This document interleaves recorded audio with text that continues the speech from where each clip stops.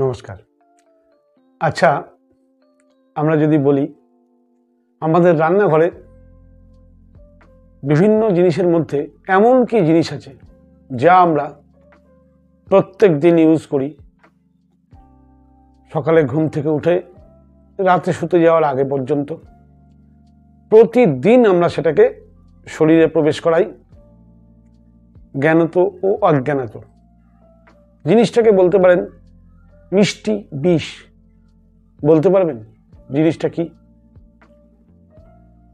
জিনিসটা হচ্ছে চিনি। আজকের বিষয়বস্তু চিনি। চিনি আমাদের জন্য যে কতটা ক্ষতিকর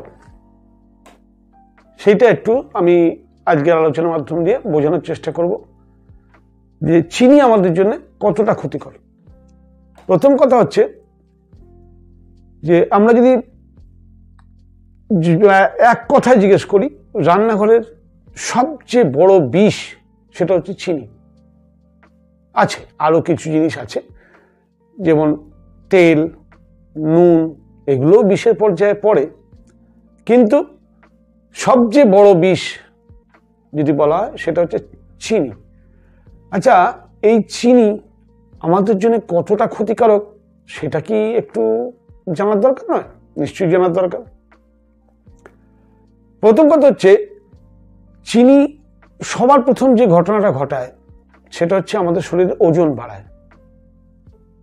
আপনারা যারা ওজন কমাতে চাইছেন সবার প্রথম তাদের খাদ্যের লিস্ট থেকে চিনি এবং চিনি জাত দ্রব্য, যে জিনিসে চিনি আছে, সে কোল্ড ড্রিঙ্কসই বলুন, আপনি চকলেটই বলুন, বা মিষ্টির দোকানের মিষ্টিই বলুন, যাতেই চিনির প্রয়োগ, সেই জিনিস আপনাকে বর্জন করতেই হবে। বর্জন করলেই অটোমেটিকলি আপনার ওয়েট লস হতে শুরু করবে। কেন ওয়েট বাড়ে? কারণ চিনিতে শুধু রয়েছে প্রচুর পরিমাণে ক্যালোরি, ফাইবার এক ফোঁটাও নেই। প্রচুর ক্যালোরি হওয়ার প্রয়োজনে, যে কারণে প্রচুর আমাদের শরীরে ক্যালোরি স্টোর হয়।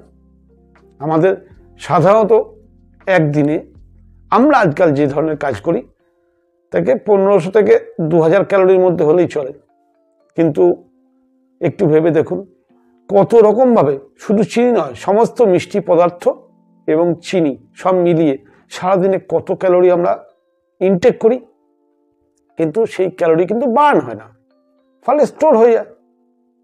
অর্থাৎ ওই যে ক্যালোরি চিনি তো খেলাম, ওই যে ক্যালোরি আমাদের ডাইজেস্টিভ সিস্টেমে গেল, ফাইবার না থাকার কারণে ডাইজেস্টিভ সিস্টেমের উপরে প্রচুর প্রেশার পড়ে, এবং অত্যধিক চিনি খাওয়ার ফলে আমাদের ডাইজেশন সিস্টেমও বিগড়াতে শুরু করে। বেশি চিনি খাওয়ার ফলে আপনাদের বোধহয় অভিজ্ঞতা আছে, দাঁতের সমস্যা এবং হাড়ের সমস্যা শুরু হয়। যাদেরই বিভিন্ন রকম ব্যথা যন্ত্রণা, হাড়ের সমস্যা বা দাঁতের সমস্যা, জানবেন তারা হয় একসময় চিনি বেশি খেয়েছেন, নাহলে এখনো চিনি বেশি খাচ্ছেন। ইমিডিয়েট চিনি খাওয়া ছাড়ুন। আমি এই ভিডিওতে আলোচনা করব চিনির বিকল্প কি। মিষ্টি খাওয়া ছাড়তে বলছি না, চিনির বিকল্প নিন, কিন্তু চিনি খাওয়া ছাড়ুন। হৃদয় রোগের সমস্যা এটাও বাড়ে কিন্তু চিনি খাওয়ার কারণে। চিনি খাওয়ার কারণে আবার আপনার সুগার হওয়ার সমস্যা বৃদ্ধি পায়।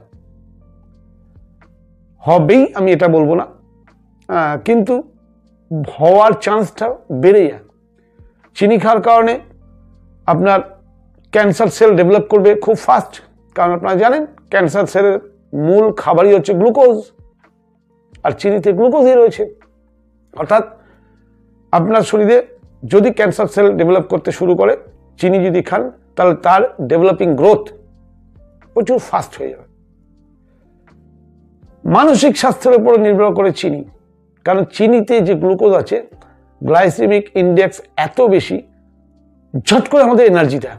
আমরা এই এনার্জির লোভে আরো খাই, আরো চিনি খাই, কিন্তু এই এনার্জিটা দীর্ঘস্থায়ী হয় না, খুব অল্প সময়ের জন্য। চিনির যে এনার্জি সেটা কিন্তু অল্প সময়ের জন্য, কিন্তু তার মধ্যেই আমাদের শরীরের বহু ক্ষতি হয়ে যায়।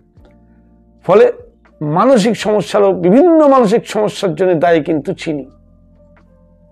আর চিনির সবচেয়ে যেটা মারাত্মক ক্ষতিকারক দিক দিক, সেটা হচ্ছে আমরা সবাই চাই বয়স কম লাগুক, চামড়ায় গ্লো থাকুক। চিনি এমন একটা জিনিস, গ্রোথ হরমোনের ওপর পুরোপুরি হস্তক্ষেপ করে, আমাদের গ্রোথ হরমোনকে ব্যাহত করে। ফলে কি হয়, স্কিনের 12টা বাজিয়ে দেয়। খুব অল্প বয়সে আমাদের স্কিনের গ্ল্যামার নষ্ট হয়ে যায়। চিনি বেশি খেলে অল্প বয়সে বুড়ো হয়ে যায় মানুষ।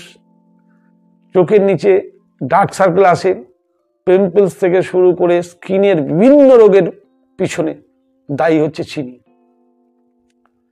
কিন্তু দেখুন, চিনি মিষ্টি, আমরা চিনি তো সবেতেই আজকাল চিনি।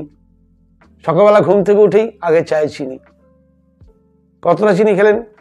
1 থেকে 2 চামচ, 5 থেকে 10 গ্রাম।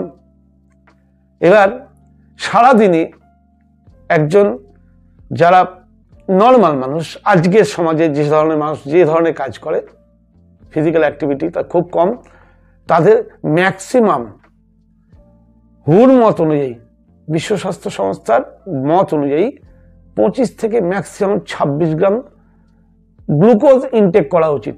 এখানে চিনি বললাম না, কিন্তু গ্লুকোজ বললাম, কারণ আপনি শুধু চিনি না, অনেক কিছুতেই গ্লুকোজ নিচ্ছেন। অতএব খেয়াল রাখবেন, সারাদিনে 25 গ্রাম পর্যন্ত আপনি যদি গ্লুকোজ নেন, যেটা আপনার জন্য হার্মফুল নয়, দরকার আছে, গ্লুকোজ দরকার আছে শরীরে, গ্লুকোজ ছাড়া আমাদের শরীর তো চলবেই না। কিন্তু আপনি খেলে হিসাব করে দেখুন, সারাদিনে আমরা গড়ে প্রায় 50, 60, 100 গ্রাম পর্যন্ত চিনি খাচ্ছি। বিভিন্নভাবে খাবারের মধ্যে চিনি, রান্নার মধ্যে চিনি, শরবতে চিনি, চায়ে চিনি, কোল্ড ড্রিঙ্কসে চিনি, এরপরে চকলেটে চিনি, এরপরে মিষ্টিতে চিনি। তাহলে সবেতেই আমরা চিনির প্রয়োগ করছি। অতএব চিনি খাওয়া কমানোর দরকার। দেখুন, পৃথিবীতে যা সৃষ্টি হয়েছে, প্রকৃতি করুক আর মানসিক করুক, প্রতিটা সৃষ্টির পিছনে একটা কয়েনে যেমন 2টো পিঠ হয়, ঠিক সৃষ্টির পিছনেও 2টো দিক থাকে, ক্ষতিকারক আর উপকারী। চিনির কিছু উপকারী দিক তো অবশ্যই আছে, যেমন ইনস্ট্যান্ট আপনাকে এনার্জি দেবে। এনার্জি বেশিক্ষণ স্থায়ী হবে না, এটা ঠিক কথা, কিন্তু ইনস্ট্যান্ট এনার্জি দেবে। আপনার মুড ফ্রেশ করতে চিনি সাহায্য করে, যেহেতু গ্লাইসেমিক ইন্ডেক্স হাই, ইনস্ট্যান্ট চালান করে আপনার মুড ফ্রেশ করে দেবে, প্রশান্তি আসবে মনে। চিনির শরবত খেলেই আপনি দেখবেন ভালো লাগছে। একটু চিনির চা খাচ্ছেন, আমরা যে চায়ের প্রতি আকৃষ্ট, বারবার চা খাই, অ্যাকচুয়ালি বারবার চা খাই, সেটা ওই চা বা কফি, ট্যানিন বা ক্যাফিনের জন্য নয়, আমাদের বেশি অ্যাডিকশনটা কিন্তু চিনির জন্য। কারণ চিনির যে গ্লুকোজটা যাচ্ছে, গ্লুকোজটার ফলে কি হচ্ছে, আমাদের শরীরে ইনস্ট্যান্ট একটা এনার্জি আসছে, ইনস্ট্যান্ট। এবং সেই এনার্জির লোভে আমরা মনে করি চা খেলে আমার ফ্রেশ হচ্ছে, কিন্তু ওই চাটি আপনার শরীরে কিন্তু ক্যালোরি বাড়াচ্ছে, আপনাকে মোটা হতে সাহায্য করছে, আপনার heart health, liver health, kidney health, স্কিনের হেলথ, চোখের হেলথ, আপনার নিউরোলজিক্যাল ডিসঅর্ডার, সমস্ত কিছুকে বিগড়াচ্ছে।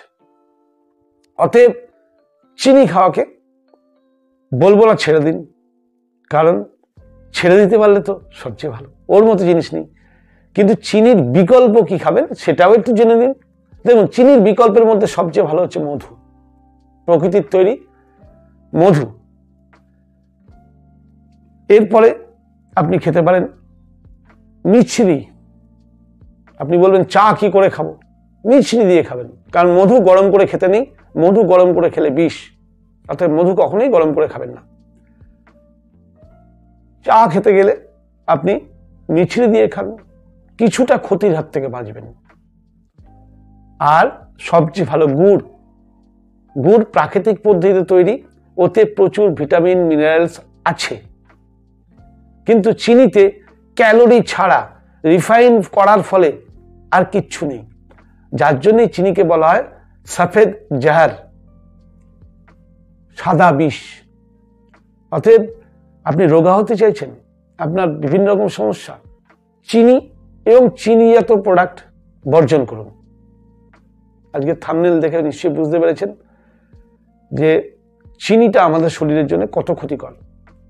খান, মিষ্টি খান, গুড় খান, মিছরি খান, মধু খান, যেখানে যেটা প্রয়োজন হয়, কিন্তু এটাও খেয়াল রাখবেন কোনোটাই কিন্তু বেশি খাওয়া ভালো নয়। অর্থাৎ আপনি গুড় বেশি করে খাবেন বা মিছরি বেশি করে খাবেন বা মধু বেশি করে খাবেন, কোনোটাই স্বাস্থ্যের পক্ষে অতি ভালো নয়। অতএব সুস্থ থাকতে চাইলে আজকের ভিডিওটা বোঝার চেষ্টা করুন যে চিনি আমাদের জন্য মহা ক্ষতিকারক বস্তু।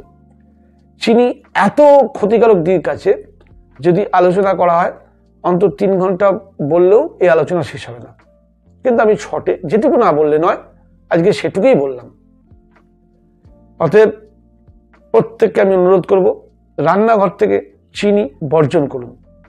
মাঝে সাঝে রিসেপশনে 2-4টে রসগোল্লা খেলেন বা মিষ্টি খেলেন, শরীর টলারেট করে নেবে, কেন শরীরের সে ক্ষমতা আছে।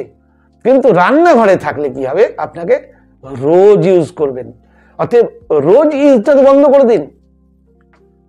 আপনি রোজ ইউজ না করে মাঝে সাঝে 1-8 দিন শরীর কিচ্ছু হয় না। আজকে আমরা সমাজবদ্ধ জীব, সমাজে মিশতে গেলে খেতেই হবে, খান, কিন্তু রোজ খাওয়াটা বন্ধ করুন। যখন আপনি জানলেন যে এটা বিষ, অতএব যেহেতু বিষ সেহেতু খেয়ে কেন আমি শরীর খারাপ করব? আর তারপরে আমি ছুটবো ডাক্তারের কাছে, ডাক্তারবাবু আমার লিভারের সমস্যা, ডাক্তারবাবু আমি মোটা হয়ে যাচ্ছি, ডাক্তারবাবু আমার সুগার হয়েছে, ডাক্তারবাবু আমার হার্টের সমস্যা হয়েছে, ডাক্তারবাবু আমার চোখের সমস্যা হয়েছে। অতএব ভুলগুলো আপনি বন্ধ করে দিন, আপনাকে ওই সমস্যাগুলো ফেস করতে হবে না। আজকে এই পর্যন্তই থাক। যদি ভালো লেগে থাকে চ্যানেলটিকে সাবস্ক্রাইব করে নেবেন, আর বেশি বেশি করে লাইক ও শেয়ার করবেন।